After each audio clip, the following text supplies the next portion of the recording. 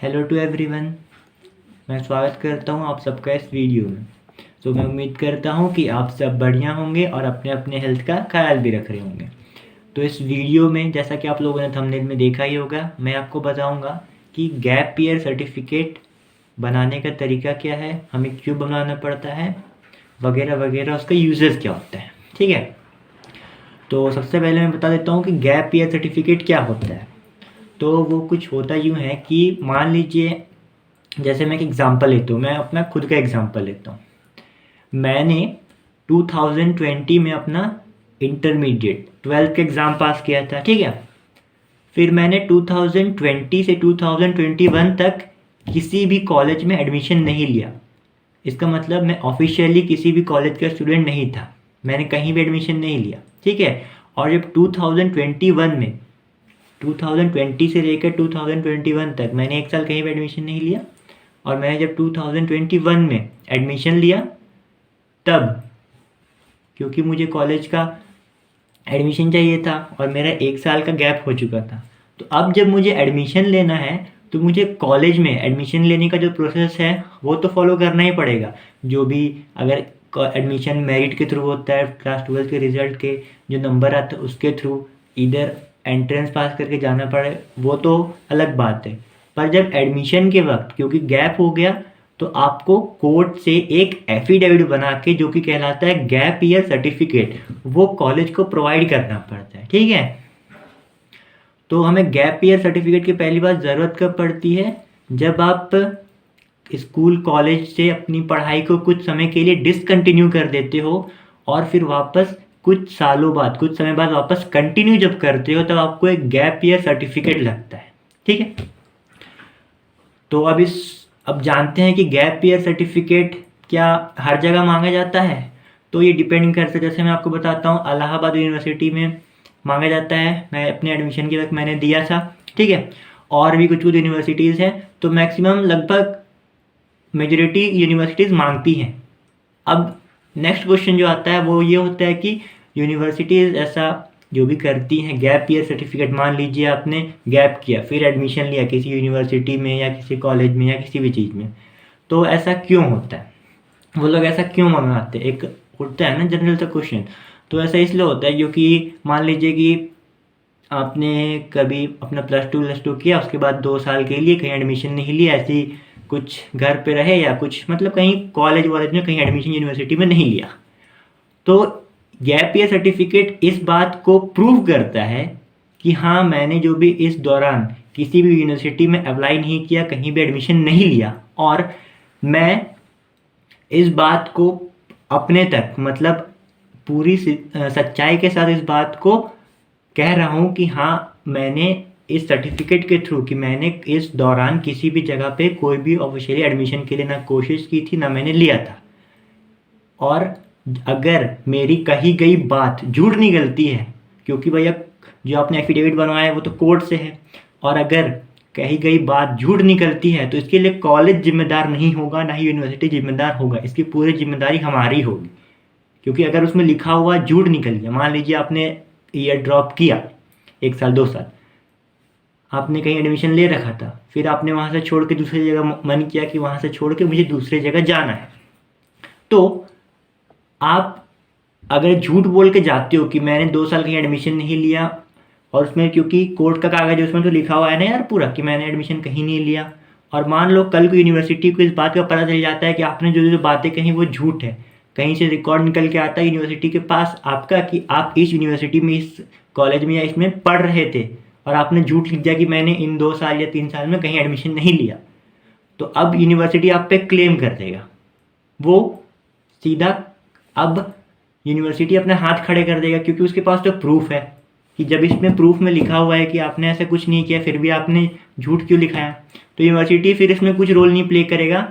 अब फिर ये मसला हो जाएगा आपके और कोर्ट के बीच में। तो यूनिवर्सिटीज़ का बस यही मकसद होता है कि कल को अगर कुछ गलत भी होता है तो हमारी कोई इसकी जिम्मेदारी नहीं होती है, क्योंकि आप तो पहले लिखितनामा दे रहे हैं ना, रिटर्न में तो आप दे रहे हैं, तो आप सच ही देंगे, और कल को ये बात झूठ निकलती है तो ये आपकी जिम्मेदारी है।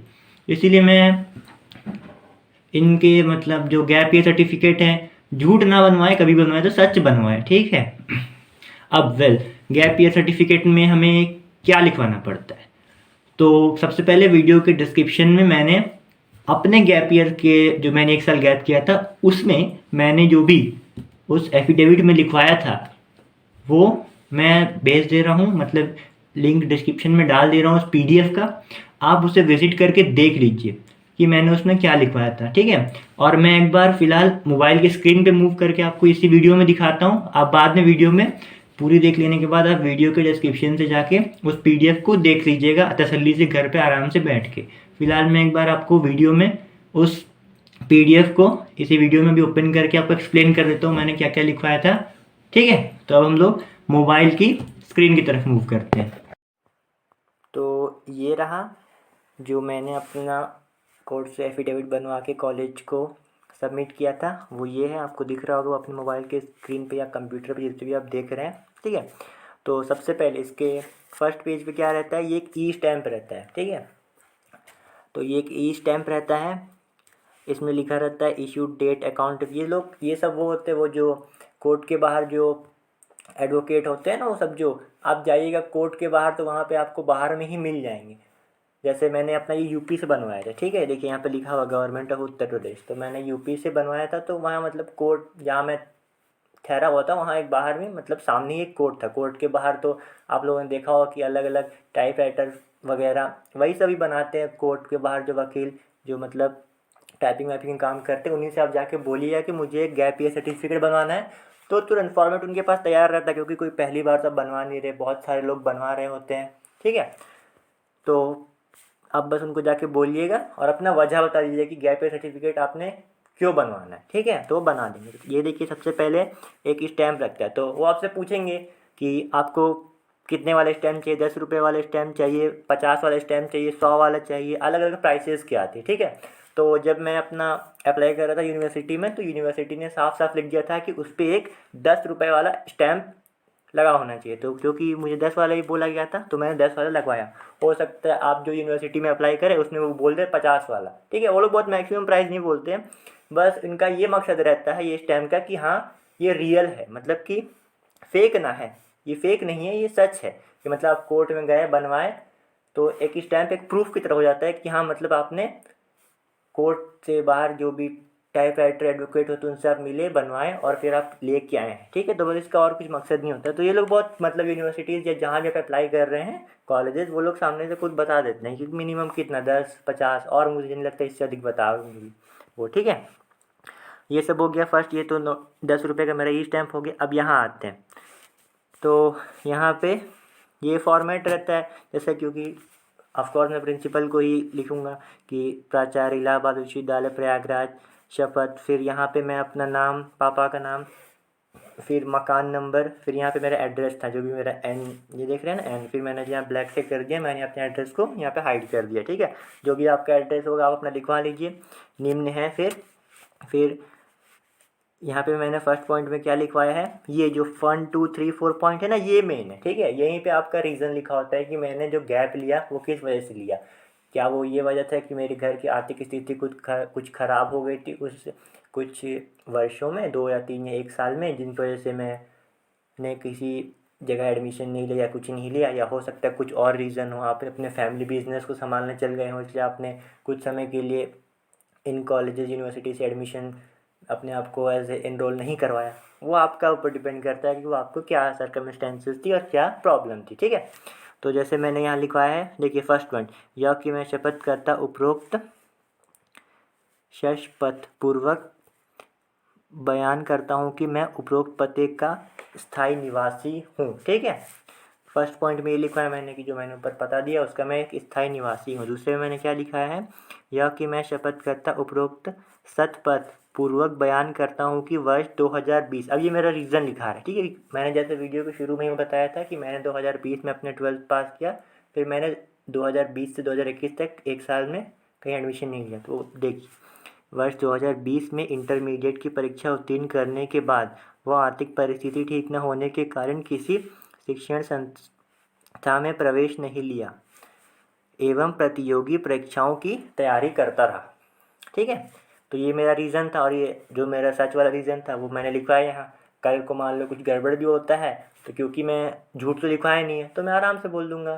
तो इसलिए मैंने शुरू में ये बोला था कि जो भी लिखवाना सच्चे रीज़न लिखवाना, क्योंकि इससे आपको डर नहीं रहेगा। अगर कल को कुछ गड़बड़ भी हो जाती है मान लो, तो कुछ गड़बड़ डरने की ज़रूरत नहीं पड़ेगी, क्योंकि आप तो सच हो ना, इसीलिए। तीसरे में मैंने क्या लिखवाया, यह कि मैं शपथ करता उपरोक्त शप शपथ पूर्वक बयान करता हूँ कि वर्ष 2020 से 2021 तक गैप रहा। अब मैंने बता दिया कि मैंने 2020 से 2021 तक गैप रहा। हो सकता है किसी का मान लीजिए 2020 वाले कोई है, ठीक है, तो उसका 2020 से हो सकता है 2022 तक गैप रहा हो। कोई मान लीजिए 2022 वाला है तो वो 2022 से 2024 तक कुछ भी हो सकता है, तो वो यहाँ पे मैंने ईयर लिखवा दिया। अब फोर्थ पॉइंट में क्या लिखवाया है मैंने, यह कि मैं शपथ करता उपरोक्त शपथ पूर्वक बयान करता हूँ कि शपथ पत्र की दफ़ा 1 लगाया 3 में दिए गए सभी तथ्य हमारी निजी जानकारी में सही व सच हैं। इसमें कोई बात छिपाई नहीं गई है। मैंने यहाँ पे क्लेम भी करवा लिया है कि इसमें कोई बात छिपाई नहीं गई है, जो भी है वो सच है। ईश्वर हमारी मदद करे फिर ये, ठीक है। और जैसा कि मैंने यूपी में बलिया से बनाया था, तो ये देखिए वी मू बलिया, ठीक है। अब ये जो है ये वो लोग लिखते हैं, ये मेन जो था ये वाला नोटरी स्टैम्प का, ये आपका काम नहीं, खाली उनको बोल देना है जाके कि मुझे एक गैप ईयर का सर्टिफिकेट बनवाना है। बस आप ये बोल दीजिए कि मिनिमम, अब हो सकता है कॉलेज मेंशन ना करेगी कितने नोटरी स्टैम्प लगवाना है, तो आप 10 का ही लगवाए, बोल दीजिएगा कि मुझे 10 का लगवाना है। नहीं तो वो लोग सामने से आपको बोलेंगे कि 100 का लगवाइए, 200 500 का लगवाइए, कोई फ़ायदा नहीं होने वाला। क्योंकि कॉलेज को मतलब है आपके सर्टिफिकेट से, कितना स्टैम्प लगवा उससे मतलब नहीं है, ठीक है। तो आप पहले ही बोल दीजिए कि मुझे सबसे कम प्राइस वाला करवाना है, मुझे 10, अगर 10 नहीं है तो 50 का लगवाए। वैसे रहता ही है, पर वो लोग अपना फ़ायदा तो देखेंगे ही नहीं यार, कि वो लोग जानबूझ के आपको 100 का स्टैम्प, अगर आपको नहीं पता तो मैं पहले ही बता देता हूँ कि वो लोग आपको बोलेंगे 100 का लगवा लीजिए, 500 का लगवा लीजिए, आप मत लगवाइएगा, बोलिएगा मुझे 10 का लगवाना है, 50 का लगवाना है, ठीक है। 10 या 50 कम से कम, इतना और नहीं। तो ये आप देख लीजिए, मैं इसका जो भी ये जो सर्टिफिकेट है, जो भी PDF फॉर्मेट में मैंने अभी खोल के आपको पढ़ के बताया, मैं इसको वीडियो के डिस्क्रिप्शन के डाल दूंगा, उसमें लिंक डाल दूंगा, आप गूगल ड्राइव के थ्रू एक्सेस कर लीजिएगा उसे। और आपको जब ज़रूरत पड़ेगी तो हो सकता है, क्योंकि मैक्सिमम रीज़न यही रहता है, ज़्यादा टाइम हो सकता है, अगर रीज़न कुछ और भी रहा तो हो सकता है मान लीजिए कि आपको अपने फैमिली बिजनेस को सपोर्ट करने के लिए गैप लेना पड़ा, तो बस यहाँ पे क्या लिखना पड़ जाएगा, अगर कंडीशन यही रही मान लीजिए, ठीक है, करने के बाद वह मेरे पिताजी की, अगर पिताजी को, ऑफकोर्स पिताजी को ही मतलब इनडायरेक्टली मैक्सिमम टाइम्स उसी के लिए बिजनेस सपोर्ट करने के लिए जाएंगे हो सकता है, तो मेरे पिताजी को जो भी पिताजी की क्या बोल सकते हैं, फैमिली बिजनेस, उसको अगर हिंदी में बोल तो मतलब फैमिली बिजनेस ही चलेगा, फैमिली बिजनेस को सपोर्ट करने हेतु मैंने इतना से इतना वर्ष किसी भी संस्था में अपने आप को शिक्षण संस्था में प्रवेश नहीं लिया, ठीक है। तो मैक्सिमम मोर और लेस फॉर्मेट यही रहने वाला है। मेन क्या बात है, फॉर्मेट, उसके बाद हिंदी तो आप खुद से लिख ही लेंगे। तो और अगर आपको वीडियो में कुछ भी लग रहा है कि कुछ मुझे क्वेश्चन आ रहा, तो आप मुझे कमेंट करके पूछ सकते हैं, मैं उसका रिप्लाई वहाँ कर दूँगा, ठीक है। तो आप एक बार डिस्क्रिप्शन में जाके इसे तसल्ली से अपने आराम से घर पे बैठ के जहाँ पे भी देख रहे हैं आराम से उसको पढ़ लीजिएगा, ठीक है। तो मिलते हैं अगले वीडियो में, तब तक के लिए बाय बाय।